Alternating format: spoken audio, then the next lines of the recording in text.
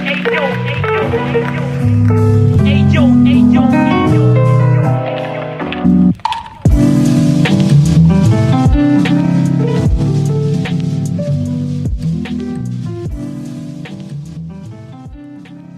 project is a no-profit foundation about visual art and photography. If you want to help us, just drop a donation on buymeacoffee.com/BerlinExplorer. So, welcome to this 50 minutes of experience. Today I'm with Dora Lionstone. Welcome, Dora. Hi, thanks for having me. Yeah, it's really nice to have you today. And as you know, I would like if you can introduce something about yourself, then everyone knows better who you are, and then we can go a bit more deep in our conversation. Yeah, my name is Dora. I'm a visual artist based in Amsterdam. I've lived here for about 6 years. And before that, I grew up in Germany, where I studied computer science. So I was a software developer for many years. And I was already pursuing photography on the side while I was studying. And it became more and more a real passion of mine, up to the point where it wasn't satisfying as a hobby anymore. And I became a bit more frustrated with my job and my life in software. And then at one point, I decided to quit my job, move to Amsterdam, and start from scratch. So I studied art and photography at the Art Academy here in Amsterdam. And completely turned my life around.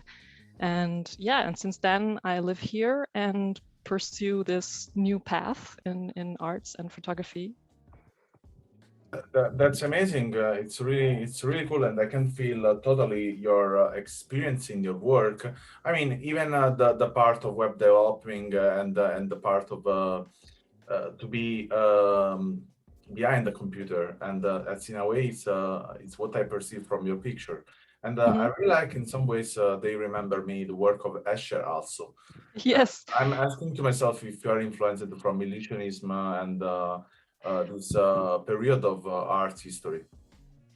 Yeah, I get that a lot, and it's true. As a child, I was a big fan of Escher, so I was really fascinated by this combination of mathematics and arts and the way how he created these like meticulous, perfect, but impossible worlds. So yeah, this combination of these very two unusual fields together is something that always interested me, and so this I think also comes back in my work a lot. Yeah, sure. It's totally there. I can feel it, and also, I mean, in a way, the influence you have from the culture there is in Amsterdam about photography. It's much more related to the contemporary art, no?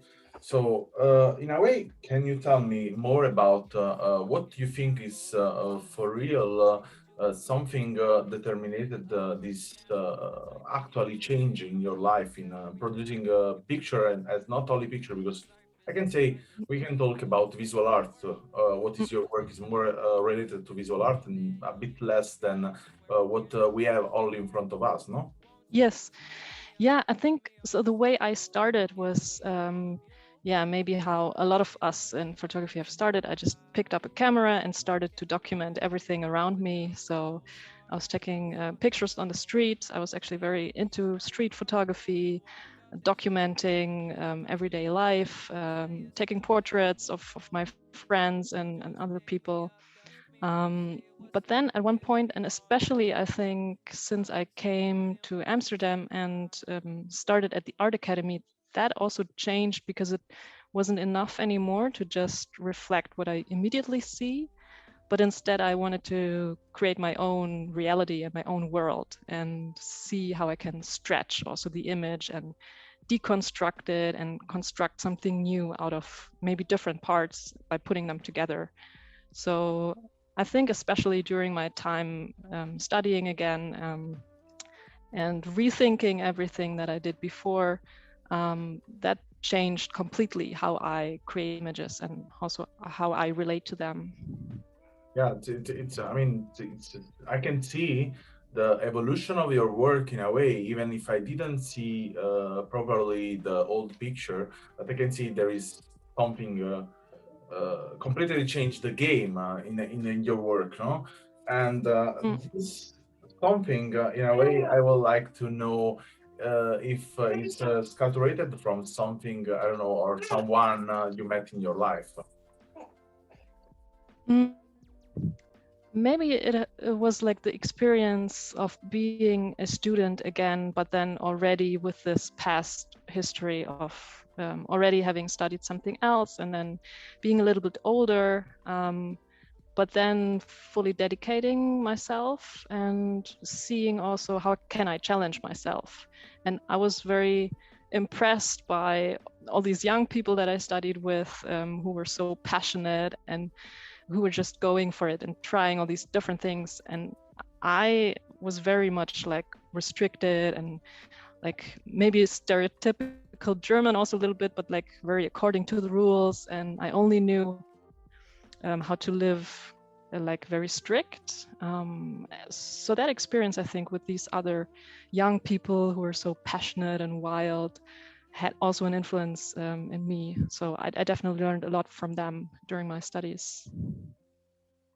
I love to watch the and scroll on your Instagram profile because in a way I feel like there are many different kind of influences that terminated some period of your life and then you switch it, and there are some point where you was shooting a lot in black and white, and the black and white was the form and exactly the shape of your word, and then the color started to be a bit more possessive of that, and you can see really clearly, sharply the contrast of the color. And in a way, it's not, you know, it's not really post-processing color. It's just the main subject in a way that talk for you, no? And I like this process in a way, and I've seen that you passed a bit of time with people, and then in a way the people started to not be anymore in your work. And I was wondering and to ask you why and what happened during the years to make Mm. also that happen. Mm. Yeah, I think, yeah, the work, it's interesting, yeah, that you say it changes a lot because I feel it's always linked to circumstance. For example, being somewhere traveling or yeah, doing like class excursions, and then I'm with other people. So then this also comes into a project where I, for example, photographed my classmates. So there was like, yeah, a long period where I was mainly focusing on people. But then also I needed a period where I could experiment a little bit more freely and independently. And especially I think, yeah, in the times where Corona started to happen, I focused more on, okay, what do I have in front of me and what can I work with directly without being dependent on other people, just to make my life easier. So that focus shifted a lot in that period.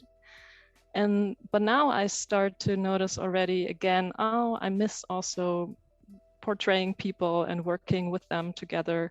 So I think, yeah, these fluctuations happen always like back and forth. And now I'm thinking again, like, okay, I can maybe let people enter my work again slowly. Still trying to figure out how, but I like also the diversity of switching every now and then.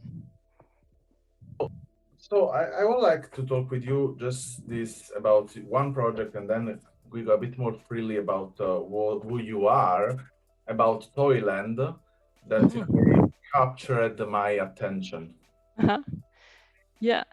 Um, that was for me a project. It's not so much in focus anymore. So it's interesting that you singled it out, because for me, I really wanted to see how can I bring totally different elements together and just say, for me, each image was like a play card or like a character, and almost like a play deck that I build up, and then I have these different characters that can play together. So it was partly archival material that I found somewhere in like magazines, and then images that I shot myself and collages. So I wanted to smash these things together somehow and say, okay, it's kind of like a game with its own rules, and these images can play like I play with the images. And that, I think, this mindset for me was very important, because I applied that later to other projects, just this idea that different things can come together, and it's maybe just me making up the rules, what can be together and what not, but it gives me more freedom to play with these images. Yeah, I can feel totally because in a way, in the same page, I'm a kind of photographer researcher about more the structure way than the structure way, and I like to play as in a playground with stuffed elements and to compose and decompose them in a way. I also did some years ago work. I mean, work I never have done in my life, but I was doing this work about object, and I always thought about pictures in a way are kind of always constructing a deck. Maybe this is the influence of a lot of trading card game when I was a child. Yeah, But yeah, in a way, always felt like yeah, the picture are much more than just pictures, and we can use in a way as material, as memory, as yeah, what else we want. It's yeah. the only which is our limit in our mind, no, in a way. Uh, Definitely. Yeah. And this idea of playing, I love games in general, since I was a kid, and still now I love board games, card games. So I think this influence also always comes back because it allows us to be a little bit more like a kid, or a little bit more free in how we approach things, because there's not so many rules like we always have as an adult. So I like applying that also to photography. I think it's Yeah, fun. so you will be really happy that I did it some months ago. Uh, I was so totally in this idea of trading card game that I created the game for photographer. Uh-huh. That's really fun in a way and allowed you. I mean, you have this deck and then you accumulate the point, and then but you have to accumulate the point. You have to take this picture and you have to upload this picture in this software that. Will check the picture and say to you if you got the point or not. And there are requests I got from many different people on internet, like really crazy stuff. Like I go in the street, search old woman with the red scarf, Mhm. ask to pose for you for 30 minutes, you know, Yeah. stuff like that. And Yeah, yeah, that's great. I never launched the game, but I think yeah, one day I will do it, Hmm. and I will have completely everything. It's working. Yeah, you should. Yeah, I think it's great to get input also from other people by them telling you what to do, and then you just follow it, and then something amazing might come out of it that you have not planned before. I think it's nice to get this kind of push from outside. Yeah. But let's talk about you as a person. No? It's your main activities, the art, the visual art, or I don't know, you do it something else. I mean, how do you survive this? I go straight to the point. Yeah, that is still very much the question. So I graduated last year, and now, yeah, now comes the tough part, and like trying to figure out how to survive, how to make it like your living, and your main thing, because that's my goal. That I don't want to make any compromises in that sense anymore. So I try to figure it out, but it's very much new still, and I think still subject to change, and something I still have to figure out. Yeah. I see from your website that you published some books, you did the many exhibition, and in a way, do you think that can move you to the next step to survive of that, or you think it's a long way still to doing a Yeah, big it's point? I mean, it's very satisfying to be able to do these things, and I love that, and I don't want to do anything else if possible. But it feels like, yeah, you have to fight so much, and it's like a long game. I think you have to play and try to survive bit by bit, and see what happens. But ideally, I would like to do as much as I can, and so I'm putting all my energy in everything I can, and then see and hope for the best. Yeah, sure. I hope too. I mean, your work is great. I mean, can fix in different kind of market. Let's say, yeah, can fix for fashion and clothes and so on. I mean, if you for sure will get some commission from clients, I mean, for sure you will find also totally different way to let them show them product, no? Yeah, that's also something I really like. Also, doing commissions and working with and for other people, because that also puts me a little bit outside of what I usually do, and then I get more input. Yeah, like you said, for example, from fashion or by collaborating with music and musicians. I think there's a lot of opportunities there. So hopefully, I can also move more in these kind of directions next to my own practice. Yeah, so sure, it's. I mean, I see the potentially, and yeah, I will be in a way shocked if you will not work what with what you do. I mean, it will be really stupid from the part of other people in Thanks, this that's work. nice to hear. And let's talk about the last question. It's for me, there is an experience you did in all of this experience you did until now that in a way it's particular and it's always there in your mind. I mean, will be always the topic to talk about. You mean what the main thing for me is? Something you Or, experienced and then you think it's mm, will be always the story to tell to others. I think for me, the main thing, or what is most important for me, is to find kind of ambiguity or multiple perspectives at the same time, because I think we often just see like one side and we are so clear in a definition of something. But I personally believe there's always a lot of other perspectives and explanations, depending on how we look at things and if we try to understand things differently. Especially since I experienced it myself, I was very in my own mindset and thought I understood the world kind of in logical, analytical terms. But then stepping out of that, I realized there's so much more. And it's exactly in this combination when different things clash, maybe, or come together, that I think we can learn a lot from that and adopting this kind of mindset, more openness. So this is something that is continuously, I think, in my mind and what I would like to express also through my work. And yeah, bringing different perspectives and points of view together in order to discover something new and yeah, open our eyes and our minds to other worlds. Yeah, and then I have to ask you absolutely that. I mean, it's a funny question off topic, but how would you imagine yourself in a world you are not an artist? What would you like to do it if you will not do it in that? If I was not an artist, what would I do? Now let's imagine that tomorrow you lose everything. Okay, you don't have a camera, you don't Mm. have anything to create. Mhm. What would you like to do? Maybe then I would become a philosopher, because I think and overthink everything. And if I don't have any tools, then I still have my brain and I still can think about anything. Yeah, So maybe that, yeah.